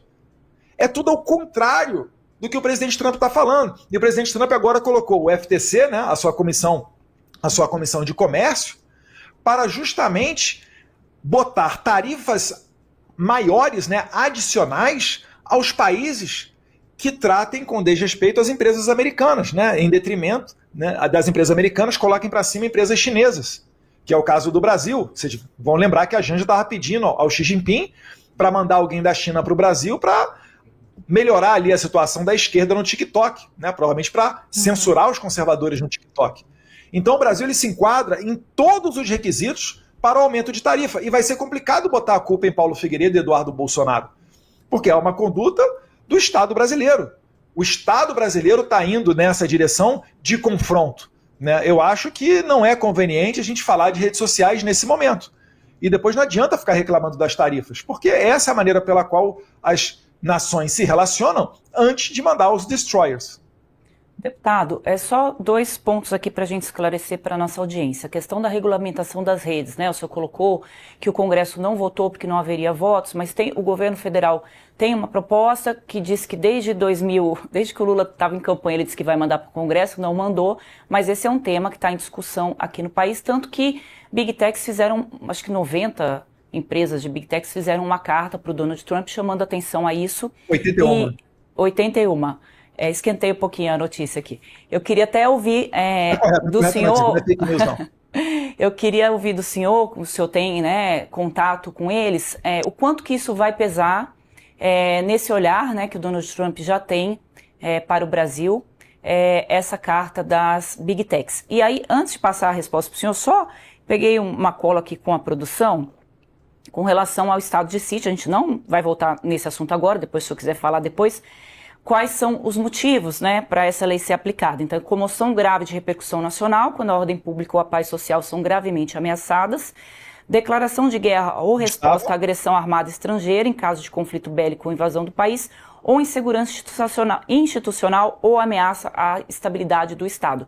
O senhor dá check nos 3 pontos aqui para essa... Não, mas na verdade, né, isso daí se verificou, tanto que ocorreu o 8 de janeiro depois, né? Acho que o Brasil não viveu uma normalidade democrática. O complicado é porque a gente fez uma eleição onde o Alexandre de Moraes, com o apoio do Benedito Gonçalves e outras autoridades brasileiras, censurava as pessoas com ordens secretas.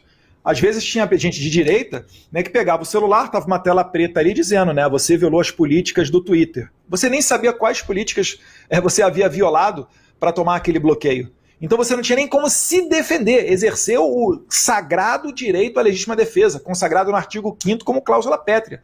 Naquele momento a gente ficava bravo com o Twitter. Só que depois a gente descobriu, né, depois que o Musk disponibilizou a troca de e-mail com o TSE e o Jim Jordan nos Estados Unidos fez o trabalho que o Congresso brasileiro infelizmente não fez, né, de apuração disso, ele explanou que nessas trocas de e-mail o Moraes dava ordem secreta e falava para o Twitter, bloqueia fulano e ciclano, mas não diga que a ordem veio de mim.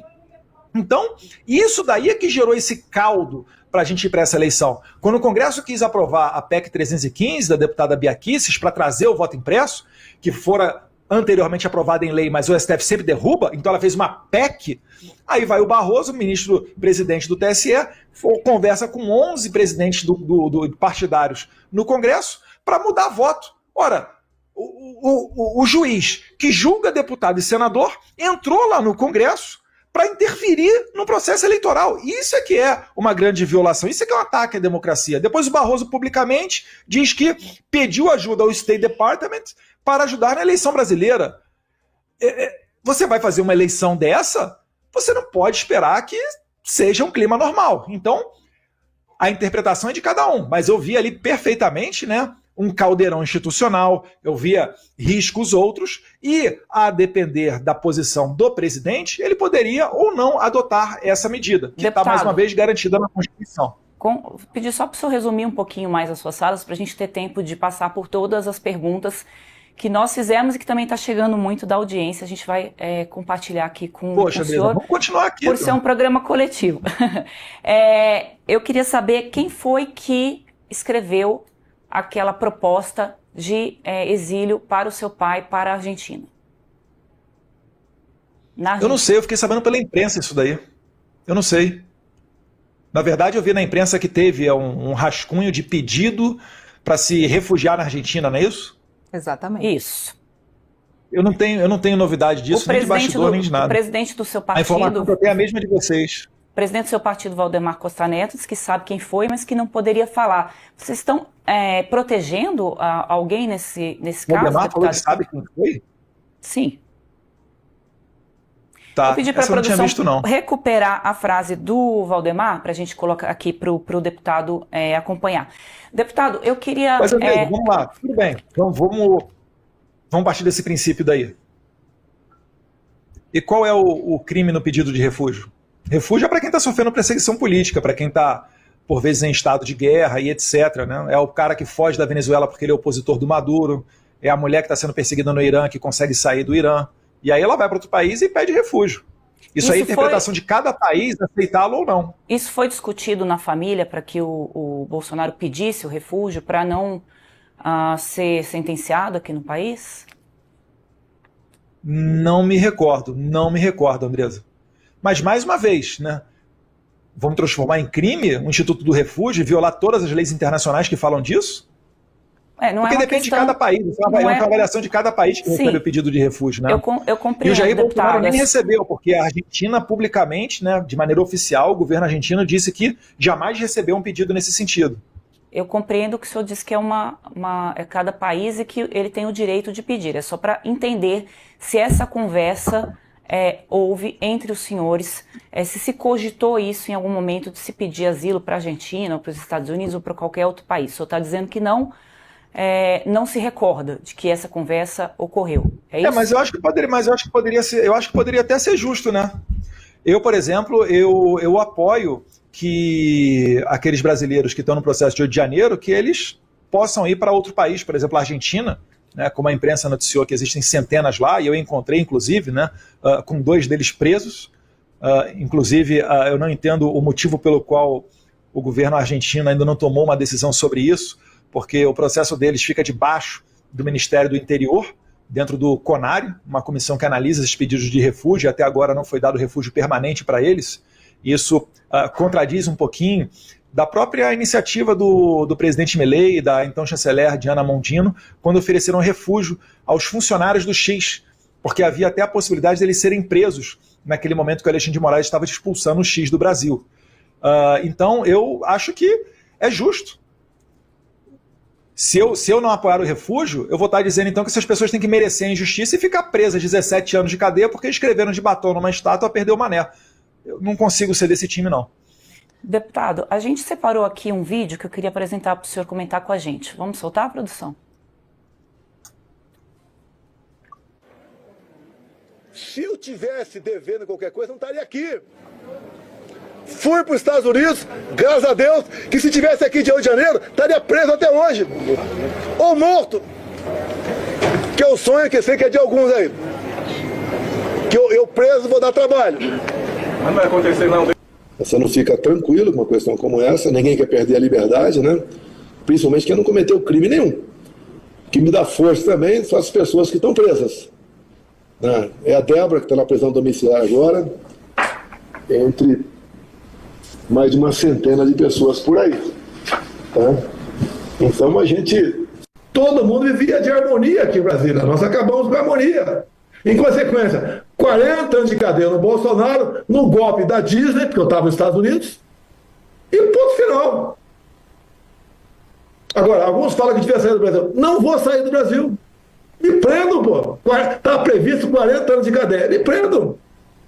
Eu estou com 70 já, quase morri na última cirurgia. Vou morrer, não vai demorar. Mas fica sendo um marco que dá para resistir, sem fazer loucura. Deputado, a gente sabe que o senhor não pode se comunicar, né, com o Jair Bolsonaro, mas, claro, o senhor tem outros parentes aí com quem o senhor pode conversar. Qual que é o estado de ânimo de hoje do Bolsonaro? É esse Bolsonaro que está tranquilo com a prisão ou esse Bolsonaro que está amedrontado com a prisão?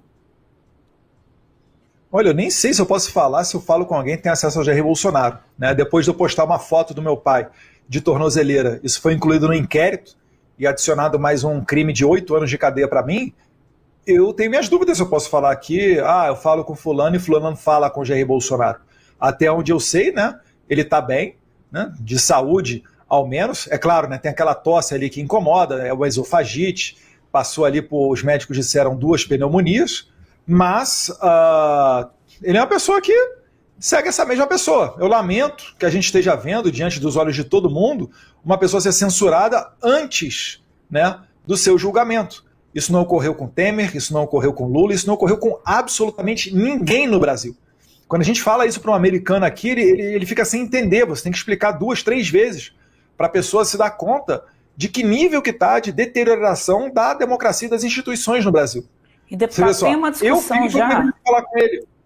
Tem uma discussão já sobre onde ele será preso. Já é tão certo que o julgamento está definido, né, pela condenação, que a discussão que a gente vê hoje dos órgãos da polícia, do judiciário, é onde ele será preso. Se será na Papuda, se será num quartel, num local militar, ou se será numa superintendência da Polícia Federal, porque ele, como ex-presidente, ele tem direito à cela do Estado-Maior. O que se colocou muito nessa semana foi que não seria num quartel, porque ali... Isso é bizarro, não, Andresa? A gente está discutindo a prisão de um ex-presidente que não foi comprovada nenhuma conexão dele com o 8 de janeiro, que não foi sequer um golpe, porque não tinha nem pessoas armadas ali, e está discutindo que o cara está certamente condenado.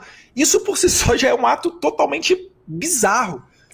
Bizarro. O meu ponto não pode aceitar isso com naturalidade. O meu ponto que eu queria colocar para o senhor é justamente esse fato de avaliar e não colocá-lo num quartel, justamente para que as pessoas não fiquem na frente do quartel para dar apoio a ele, assim como a gente viu com o ex-presidente Lula, que não estava no quartel, estava na superintendência da Polícia Federal em Curitiba, até porque ele não é um militar, mas as pessoas ficaram ali na frente e ninguém se incomodou. Ele arrumou até uma namorada ali, que a Janja ficava ali na frente. Com relação a essa discussão de onde ele será preso, que antecede o julgamento, eu queria ouvir um pouquinho do senhor a respeito disso.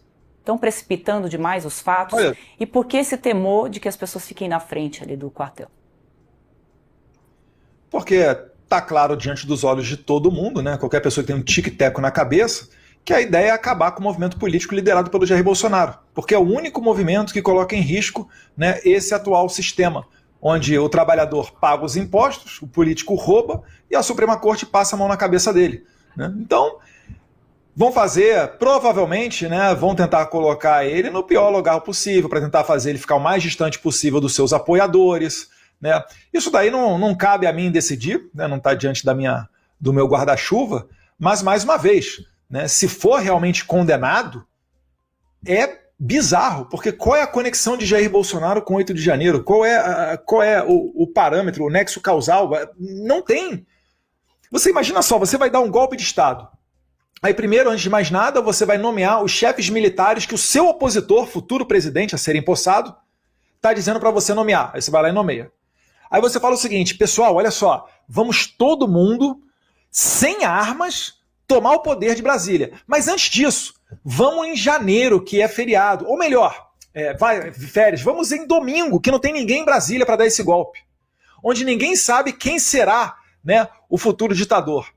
E no momento que vocês fizerem isso, eu não serei mais presidente, mas vai a campo, façam isso. E quando vocês estiverem lá começando a fazer um quebra-quebra, eu ainda vou na rede social e falar para vocês que eu não estou dando apoio àquele ato. Eu estou aqui ironizando, mas é para fazer assim, que é uma loucura uma pessoa queira dar um golpe, faça isso. Faria justamente o oposto. E outra coisa, 1.500 pessoas desarmadas tomar o controle do Brasil, um país de 200 milhões de habitantes, por favor, não falem isso para um venezuelano, para um cubano, que ele vai rir na cara da pessoa que porventura disser isso. É óbvio que não houve golpe, é óbvio que existe uma perseguição, e o Bolsonaro só está sofrendo isso porque ele é o único político que arrasta multidões para a rua, mesmo sem ter redes sociais e de dentro da sua casa. Então, como objetivo, para finalizar, como o objetivo do Alexandre de Moraes é acabar com esse movimento e não fazer um julgamento justo, ele vai tentar botar o Bolsonaro o mais longe possível dos seus apoiadores. Pouco importante se no passado, por exemplo, como você disse, o Lula tinha na porta da PF ali um grupo de pessoas, enfim, que podiam fazer manifestações a favor dele. Existe algum acordo, deputado, alguma conversa com a defesa, com os advogados, de onde seria a preferência para que Jair Bolsonaro pudesse ficar, caso de fato seja condenado? Eu não sei. Não conversei sobre esse tema com nenhum advogado do Jair Bolsonaro. Isso daí eu realmente não posso nem dar mais informações, mais detalhes. O senhor opinaria? Eu opinaria pela absolvição dele, né? Não, a gente está falando do cenário real. Vocês conseguem mostrar qual é a conexão do Bolsonaro com o crime?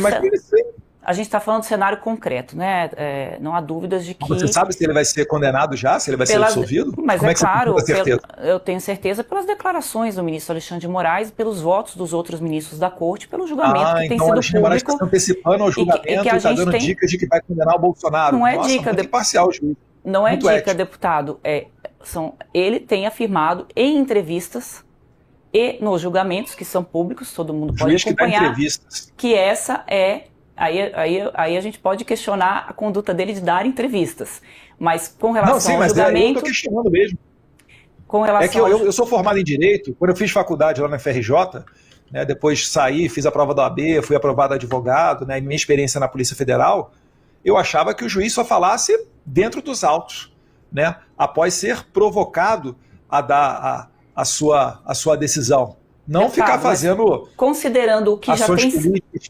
Considerando que ele dá entrevistas e que dá muitas palestras e fala bastante, e o plenário também, porque vamos lembrar que todo mundo, esse julgamento vai se dar na primeira turma do Supremo Tribunal Federal, que é uma turma menor de ministros, não é no plenário, por uma decisão da primeira turma, um pedido ali do ministro Alexandre de Moraes. Considerando que essa turma aí já se manifestou, possivelmente vão ter 2 votos ali divergentes, a avaliação do senhor seria melhor essa prisão num ambiente militar ou num ambiente de uma superintendência da Polícia Federal, assim como ficou o ex-presidente Lula?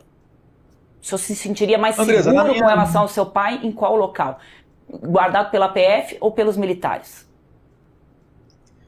Andresa, mais uma vez eu vou insistir em não reconhecer o absurdo de um juiz que fala fora dos autos, né, um juiz perseguidor, aquela pessoa que disse: nós temos que pegar o Eduardo Bolsonaro, está julgando a minha família, está abrindo inquérito, tem uma força policial à sua disposição para me perseguir.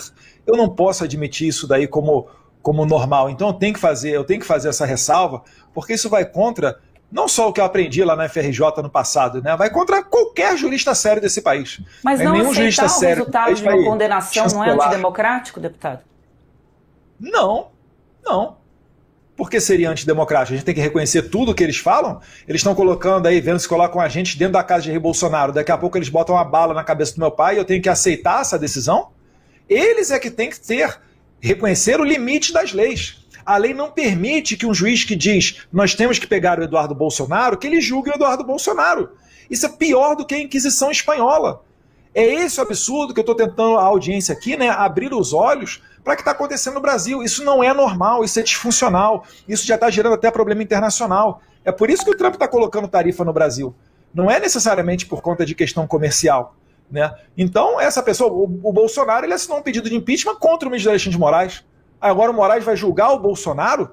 Por que toda a distribuição cai só no Alexandre de Moraes? Lindbergh Farias pede para caçar o meu passaporte, para prender. Quem é o relator? Moraes. A bem paralela do Carlos Bolsonaro. Quem é o relator? Moraes. Vai ter negócio de cartão de vacina, não sei o quê. Quem vai tomar conta do processo? Moraes. É sério mesmo que não tem outro juiz para julgar a gente? Isso é um absurdo. Agora onde meu pai vai ser preso, tanto faz, né? Eu não estou muito preocupado, não. Bom, deputado, saiu a capa da revista The Economist, que mostra, inclusive isso mostra a força também do ex-presidente Jair Bolsonaro. A gente está vendo aí a capa da revista The Economist com o presidente Jair Bolsonaro na capa, com um chapéu de viking, né, e com verde e amarelo aí no rosto, e diz What Brazil can teach America, ou seja, o que o Brasil pode ensinar a América e o caminho, a trilha de Jair Bolsonaro. Qual é a sua opinião aí sobre essa capa? Eu só tenho a agradecer a The Economist, né? Transformou nosso trabalho aqui mais fácil. Porque essa figura do Jair Bolsonaro, ela remete àquela figura lá que invadiu o Capitólio no dia 6 de janeiro de 2021 aqui nos Estados Unidos, né? E aqui nos Estados Unidos tentaram vincular o Donald Trump a esse caso, não conseguiram levar ele à cadeia e ele se tornou presidente dos Estados Unidos.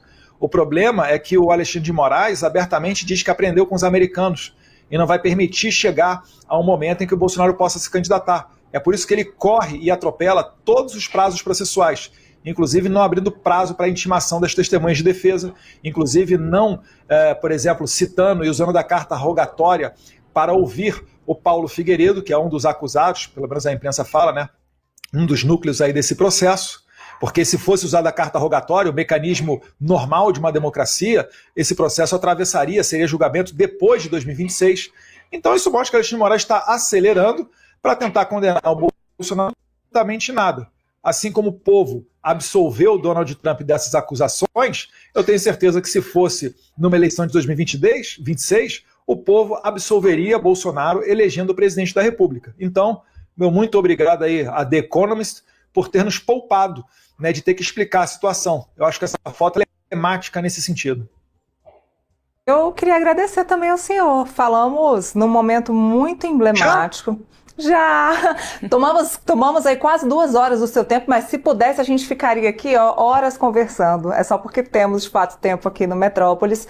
Mas foi um momento muito emblemático. Há 4 dias aí ao Federal, aproveitamos a capa da The Economist, também falamos sobre o julgamento do ex-presidente Jair Bolsonaro, que o senhor e o Paulo Figueiredo vão assistir direto lá de Washington. Isso é uma informação extremamente relevante. Então eu só Quem tenho sabe até na Casa Branca. Quem sabe, é isso que a gente quer saber. Por favor, me conte, hein? Me conte assim que souber essas informações. Só tenho a agradecer. Obrigada pelo tempo, obrigada pelas informações aqui ao Metrópolis e conte conosco.